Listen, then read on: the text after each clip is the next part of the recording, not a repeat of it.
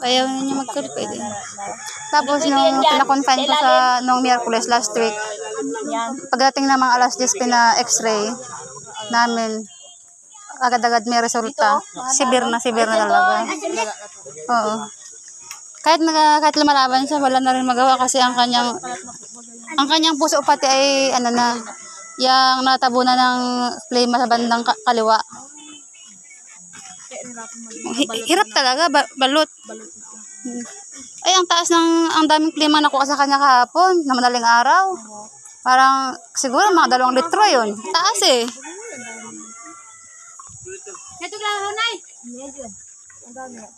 Dami. Namatay na lang siya ng meron pa rin doon sa loob. Yan ang nagabomba yan, yung kanyang kapatid, bago yung kapatid kong babae. Pinagtyagaan nilang bigyan ng buhay sa loob ng 7 hours. Pero bumigay pa rin, oo. Wala nang pulso.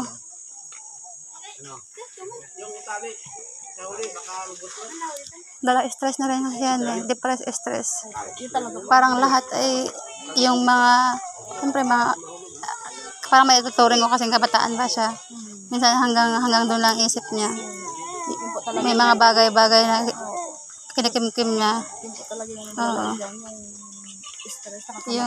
Yung hindi na siya, yung parang ayaw na niyang tulungan sarili niyang gumaling. Parang kami na lang ang nagagabay-gabay. Oo. Ngayon hindi ako nag-iyak, ayoko umiyak. Puro inis ang napairal ko ngayon kasi naiinis talaga ako sa kanya.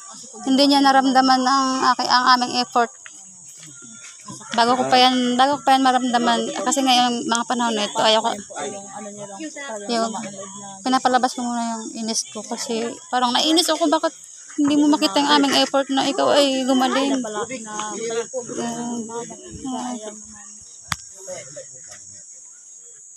May pinag-aralan naman siya. Pulsa yan, 3rd year. Menso. Dating nasa innovative ay malungkutin. Ayaw niya na wala siya nakikita ng mga kamag-anak. Pinalipat ko sa akin banda sa Menso. Nagkaroon ng problema. Siyempre tao lang. Nagkakasala.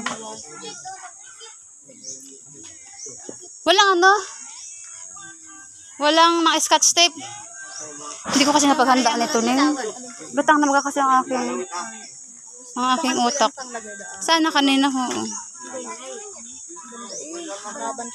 Ay, maghalipat pa yan ng corona nga. Sana ngayong Mayo. Dito sa Siangi. Pwede naman doon may isa po ng kanyang pagbuksan yung ating yan pa din po.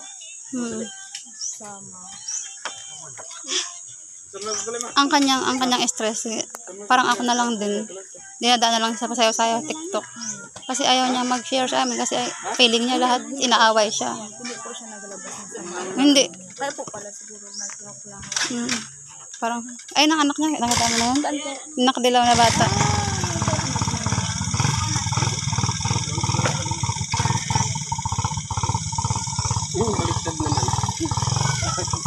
Hindi pa tatay na nagugupit.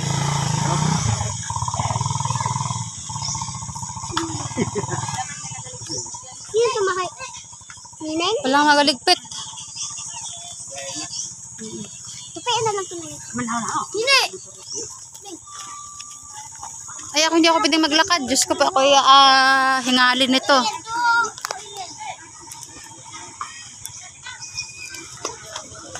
Saan si Papa? Nasaan ang motor? Andyan. Ayun. Sige, sumaklang ka na dun. May motor ha, baka Mas mabilis ang motor kaysa tao, kaya dapat motor ang mauna. Ayos, ingat sa horse. Ba't may horse yan dyan? Noon kayo nakamasakay. Ang dalay mo to, ayoko may daladala.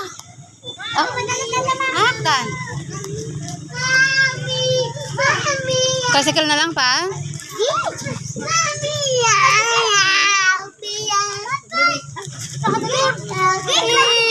Ano, ikaw? Naku po. Magligpit-ligpit na kayo dyan, ha? Ayos, baba. Ayusin mo itong anak mo muna. Kaya, sakay na. Kaya pa? Oo, sa loob. Ay.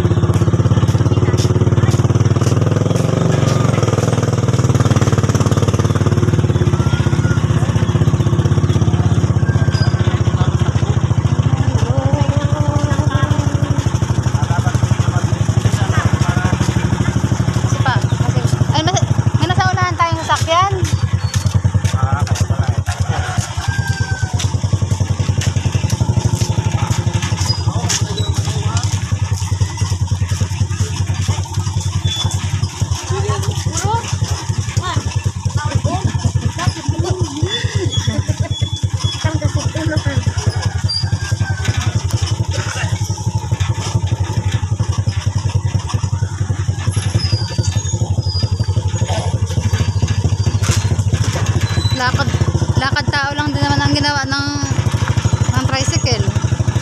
At mabigat. Dapat kami siwiwit na hindi kami siwiwit kasi mahina pa yung pagkakakas ng tao. Oo. Jewel, oh.